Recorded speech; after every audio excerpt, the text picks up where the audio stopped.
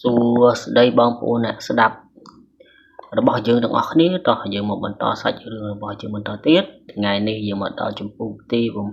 735មានចំណងជើងថាពស់កន្ទុយ2តោះកុំឲ្យខាត់ពេលវេលាយូរយើងទៅចូលរួមស្ដាប់ទាំងអស់គ្នាពន្លឺត្រជាក់មួយបានភ្លឺចេញពីភ្នែករបស់ហាន់លីហើយគាត់ស្រាប់តែញ័រដៃរបស់គាត់បាញ់ភ្នែកបន្ទោឆ្ពោះទៅរកសំណាញ់ពណ៌មាសរន្ទះបាញ់រាប់មិនអស់បានចាប់ផ្ដើមឆាបចេញពីសំណាញ់នៅពេលប៉ះទង្គិចបណ្ដាលឲ្យវារួមតូចភ្លាមបន្ទាប់មកខ្សែស្រឡាយខ្មៅនីមួយបានប៉ះទង្គិចនឹងភ្នែកបន្ទោពណ៌មាសនោះជាមួយនឹងពន្លឺភ្លឹបភ្លែតដ៏ធំមួយភ្នែកបន្ទោពណ៌មាសបានប្រែក្លាយជាខ្សែស្រឡាយខ្មៅរបស់ឈីទៅជាផេះដោយខ្សែស្រឡាយនីមួយត្រូវបានឆេះអមដោយសំឡេងស្រែកយំយ៉ាងសោកសៅជាទីបំផុតមិនយូរប៉ុន្មានខ្សែស្រឡាយខ្មៅដែលនៅសល់បានវិលត្រឡប់មកវិញនៅចំកណ្ដាលសំណាញ់ពណ៌មាសដោយបានរួមតូចទៅជាអារក្សខ្មៅដូចដើមវិញមុខរបស់វាពោពេញដោយការភ័យខ្លាចវាបើកមាត់របស់វាហើយខ្ជាក់ពពកពណ៌ខ្មៅចេញមកពួកវារុំយ៉ាងលឿនជាស្រទាប់ដើម្បីព្យាយាមការពារភ្នែកបន្ទោដ៏ទិដ្ឋភាពពីការចូលមកជិតរាងកាយរបស់វាមុខរបស់ហាន់លីគ្មានអារម្មណ៍អ្វីទាំងអស់ក្រៅពីការចំអកដែលលេចឡើងមួយផ្លែកគាត់បានបាញ់ភ្នែកបន្ទោចេញពីដៃរបស់គាត់វាជាពន្លឺភ្លឺចែងចាំងដែលពិបាកមើលហើយបានរុំព័ទ្ធអារក្សនោះភ្លាមមិនយូរប៉ុន្មានសំឡេងស្រែកយំដ៏សោកសៅមួយបានបន្លឺឡើងហើយផ្គរលាន់វាបានស្ងប់ស្ងាត់ទៅវិញដោយបន្សល់ទុកតែភាពស្ងៀមស្ងាត់មួយក្នុងរយៈពេលខ្លីតែប៉ុណ្ណោះពេលហាន់នីឃើញបែបនេះគាត់ដកដង្ហើមធំដោយធូរស្រាលជាងមុនពេលដកភ្នែកបន្ទោដែលនៅសេសសល់ចេញហើយយកថង់ដាក់អីវ៉ាន់ពណ៌ខ្មៅមួយដាក់ក្នុងដៃរបស់គាត់បន្ទាប់មកគាត់ងើយក្បាលឡើងហើយសម្លឹងមើលទៅអ្នកចម្បាំងវេទមន្តដែលនៅខាងលើដោយគ្មានអារម្មណ៍បន្ទាប់មកទៀត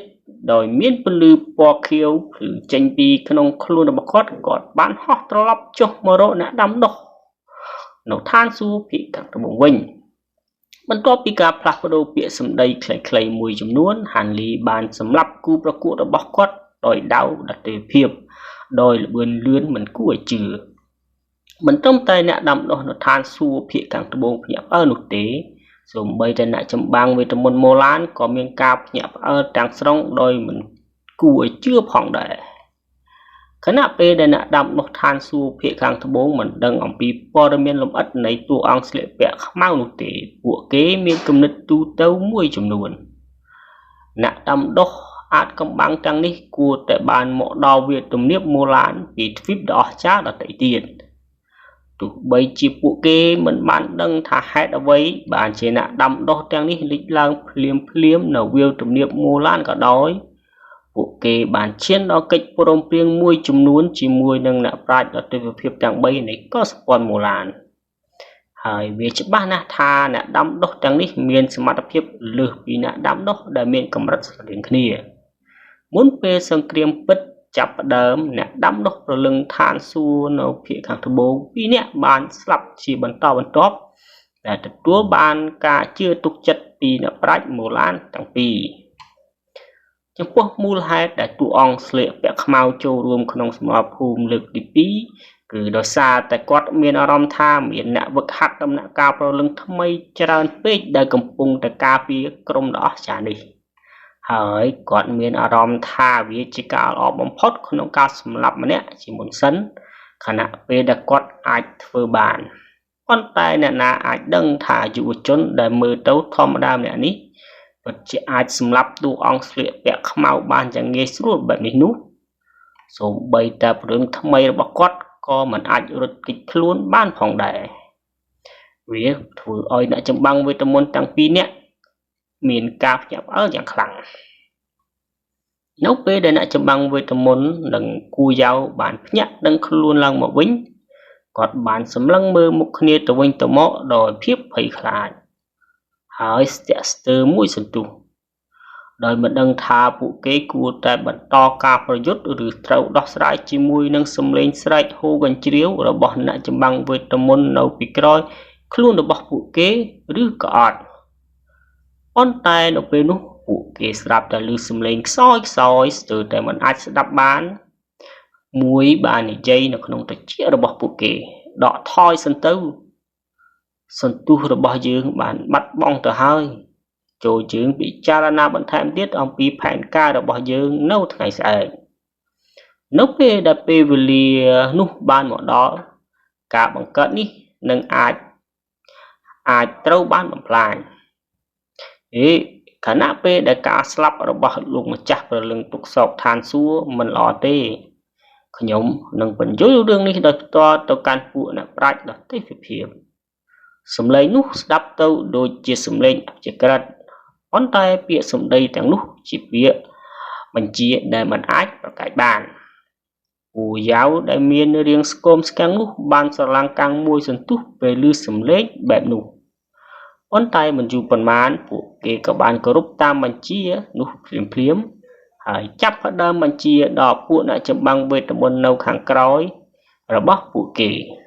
ហើយកងទ័ពបានធ្វើមុខស្ងប់ស្ងាត់ហើយដកថយយឺតហើយសីទាំងពីរបានលើកទ័ពឡើងពីក្រោយដោយធម្មជាតិដោយសម្លឹងមើលអ្នកដាំដុះទាំងអស់ដោយស្រពោននៅពេលដែលពួកគេដកថយពួកគេបានសម្លឹងមើលមុខហាន់លីជាពិសេសមុនពេលពួកគេហោះហើរចេញទៅគូសុងពូបានមើលកងទ័ពអ្នកចម្បាំងវេទមន្តដកថយហើយបានសួរដោយសង្ស័យថាតើយើងគួរដេញតាមពួកគេឬក៏អត់ទុកឲ្យពួកគេដកទ័ពថយសិនចុះបុរសទំពេកបានងក់ក្បាលហើយនិយាយថាទោះបីជាពួកគេកំពុងដកថយក៏ដោយក៏ពួកគេនៅតែមិនទាន់ចាញ់សង្គ្រាមផងដែរប្រសិនបើយើងដេញតាមពួកគេយើងអាចនឹងត្រូវកងទ័ពពួកគេទាំងនោះឡោមព័ទ្ធយ៉ាងទៀតយើងត្រូវតែរក្សាការពារក្រុមដ៏ធំនេះវាជាការល្អបំផុតប្រសិនបើយើងរក្សាកម្លាំងរបស់យើងហើយរងចាំពេលវេលារបស់យើងមកដល់ក្រុមដែលមានរាប់ពាន់របស់ភ្នំនាគលឿងរបស់យើងមិនងាយបាក់បែកនោះទេប្រសិនបើពួកគេចង់ដណ្ដើមយកវាពីពួកយើងនោះពួកគេត្រូវបង្កើនកម្លាំងរបស់ពួកគេទ្វេដងភ្លាមបន្ទាប់ពីនិយាយរួចបុរសទំពេកក៏ងាកមកមើលហាន់លីដោយការភ្ញាក់ផ្អើលដោយសារតែហាន់លីអាចសម្លាប់អ្នកដាំដុះដែលស្លៀកពាក់ខ្មៅបានអ្នកដាំដុះដទៃផ្សេងទៀតមានអារម្មណ៍ស្ងាត់ឈឹងនិងមិនត្រូវនិយាយអំពីអ្វីបន្តទៀតគិតត្រឹមបច្ចុប្បន្នហាន់លីញញឹមតិចពេលគាត់លេងកាបូបពណ៌ខ្មៅមួយនៅក្នុងដៃរបស់គាត់ដើមឡើយស្នាមញញឹមស្រទន់របស់ហាន់លីស្ទើរតែមិនបានជំរុញអារម្មណ៍ណាមួយចំពោះអ្នកវឹកហាត់ទាំងនោះទេប៉ុន្តែបន្ទាប់ពីគាត់អាចសម្លាប់អ្នកវឹកហាត់ព្រលឹងថ្មីម្នាក់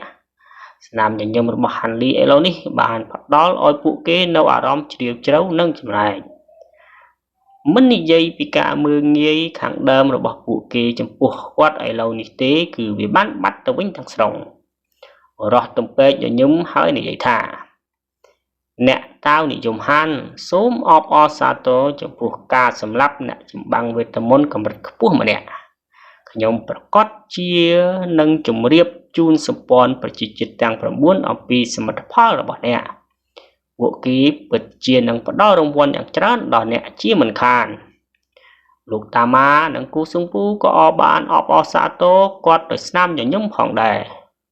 ទោះជាយ៉ាងណាក៏ដោយទឹកមុខរបស់ហាន់លីនៅតែស្រទន់ដូចមុនទោះបីជាសម្លេងរបស់ពួកគេ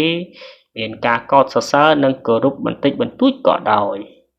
ហាន់លីដូចជាមិនអើពើពីរឿងនេះទេគាត់គ្រាន់តែផ្លាស់ប្ដូរពាក្យសម្ដីគួរសមមួយចំនួនជាមួយពួកគេខណៈពេលដែលការសម្លឹងរបស់គាត់បានងាកទៅរកម្នាក់ក្នុងចំណោមពួកគេដោយមិនដឹងខ្លួននៅពេលដែលគ្មាននរណាម្នាក់កត់សម្គាល់រឿងនេះគាត់មិនអាចជួយអ្វីបានក្រៅពីញញឹមដោយមិនច្បាស់នៅពេលដែលកងទ័ពអ្នកចម្បាំងវេទមន្ត ban bật khuôn bộ rót tầm bê bạn bớt lâu muối cho được nông ấp nấu khẳng crom hỏi crom nút bạn bắt khuôn dạng lớn rồi ấp bạn bất rõ cho được bảo viết phim bản top bình đủ ấy lâu ní bà than chung bình phnom nị lương bạn pra tôi chỉ ngọc ngắt mà đòn tiền về han ly nâng crom một con tờ lọc mộ đo xà vĩnh của kê bạn phải phía xa khi giang ra ha ông pi sẽ mở phum để bạn cả là nấu ngày đi một bề phụ kê trọp tàu còn lại nó bọc phụ kê vĩnh đâm bay sầm rá chỉ bị xét lục tà má mình trầm tại trọp sầm bắt bọc quát trầm ban bom plan và nó tê bàn tay cầm lang nó bọc quát cờ rong tục những khăng phòng đại quát trâu ca sầm rá nên chia sát bơi chi bẩn toàn đôi chân này nông buôn bọc lịch này miền tây bờ rót tầm bơi mà nè và nó đại nấu sẽ xóa nó nông sao và chồng nu quát ông cùi nó nông à kia thốn hỏi ôn các ba cho đòi chất rồi bọc quát cầm bông sầm thị mũi sân tu còi mò quát sạp tại lư chân chàm láng hỏi tự mốc rồi bọc quát bàn lít chân mò vinh phìm quát bàn sài giáng sụt còn thả đã ná nâu tí nu cho chân mò to mò đòi miền phần lư phượt phượt mà đồ mà nè tiết bàn lít mốc nó nông xa he sầm mắt tập hiệp ở bong pro lú bật chiều chiều na còn tại nhóm châu một đó có ai chôn khơi phim ở phía mình men chỉ riêng trong lai tế đã xâm quan và chỉ chiết tăng và muốn ôi nè cà pía còn tay mình ảnh ở đó tâm bê bàn chuồn chân chấm hơi bằng hai tực múc trong lại nè hạt ở với nè mình sầm ra hạt ở với bàn chỉ nè tập lọc một vinh rồi lụi lẹ bẹp ní ô việc miền ở vậy tê nhóm còn trẻ rốt khơi nhạt bằng mùi nhóm miền ở đòn tha nhóm cù trẻ về phía xa chỉ mùi nè ở đó trong vậy nụ bạn sầm lăng mực tực mục ở đó nụ đòi miền sẽ phiếp chấm lái hỏi xua đời ngưng ngọt thả ạt cầm băng ở vậy tâu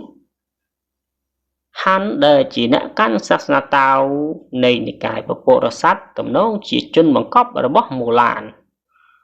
quạt vậy đời mình sẽ sơ và tích so đuối đời châu đâu hàng không nhiệt dư mỗi đó trong bề sợi đời ạ chế tận á hỏi một cái bóc quát bu pin từ đời ca mình cú ở chừa chân bằng cóp tại vì ai chỉ cầm được bỏ nhẹ men tế hắn đi từ để sắm lắp nè sắm bằng về tầm môn và lần thay nè nốt ngày này cũng nên đi cú ở sắm nói khẳng na chúng đang thả bóng pro lú và hai chi mình chưa nhầm tệ bón tay nhầm miếng phò tàng nè đang thả nhóm còn bông để cháy chỉ cả bứt một lúc nè ní bạn đọt hàm thôm hơi nhỏ nhúm nháng chủ trọt một nắng háo đông thò mũi đông châu khổng đai được có đòi miên phần lứ phượt còn tỏ mó quạt bạn bỏ trong hiên từ mốc hỡi châu được chất bỏ đó không nụ bỏ đó trong bê nút bằng hai thực mục rồi cáp nhập ở hỡi crop cho lang rồi cho múc là quạt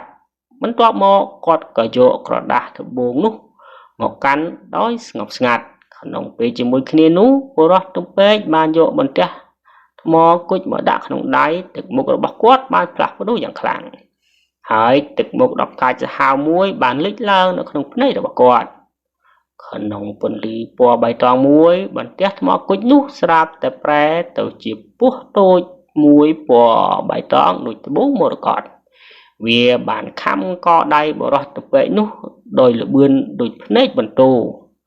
đòi miền thực mục tọa slot quạt mình ai sẽ bán một tí một phía đua tôi lựa ất đòi miền trò nà sẽ bởi tôi bóc quát ra tôi chỉ bỏ xoay máu thằng sòng hiệp khẳng sầm bá bán lịch trên phim một bóc bó đó thông nú hỏi quát bàn u được toàn thả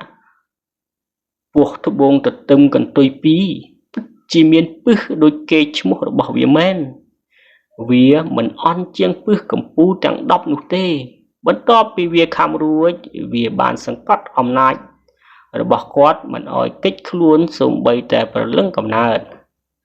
sân bờ bộ ní ai họ bán vì nó khai chiêu thị xã đó miền ở đập bol mình cua chứa không ca xâm lập đầm đó na mình ép sinh tiền bất to mò quát bạn bỏ chụp hiên từ mốc đầm bay bên đất mớ xả sọc để cầm bông ta rồi lấy dư bộ tôi bỏ bài toàn cha បានលែងចង្កូមរបស់វាចេញពីសាកសពហើយលូនចេញដោយបង្ហាញកន្ទុយស្ដើងទាំងពីរនៅខាងក្រោយខ្លួនរបស់វាកន្ទុយទាំងពីររបស់វាបានប៉ះនឹងដីហើយបន្ទាប់មកវាបានចូលទៅក្នុងបាតដៃរបស់ម្ចាស់វាវិញវាបានរុំជុំវិញខ្លួនវាហើយស្រែកដោយអណ្ដាតពណ៌ស្វាយពណ៌ខ្មៅរបស់វាព្រមទាំងភ្នែករបស់វាភ្លឺដោយពន្លឺពណ៌បៃតងចាស់ចម្លែកនៅពេលនោះមនុស្សម្នាក់នេះបានក្រវីដៃស្រាលៗហើយបានយកវាដាក់នៅក្នុងកាបូបដាក់អីវ៉ាន់របស់គាត់បន្ទាប់មកទៀតគាត់បានស្វែងរកកាបូបដាក់អីវ៉ាន់ដោយសេចក្តីរំភើបហើយអារម្មណ៍ខាងវិញ្ញាណរបស់គាត់ដូចជាគាត់កំពុងតែស្វែងរកអ្វីមួយជាពិសេសអូខេអរគុណថ្ងៃនេះយើងមកយើងបានបញ្ចប់មកចំពោះទៀតហើយសូមជម្រាបលាជួបគ្នានៅពេលក្រោយទៀត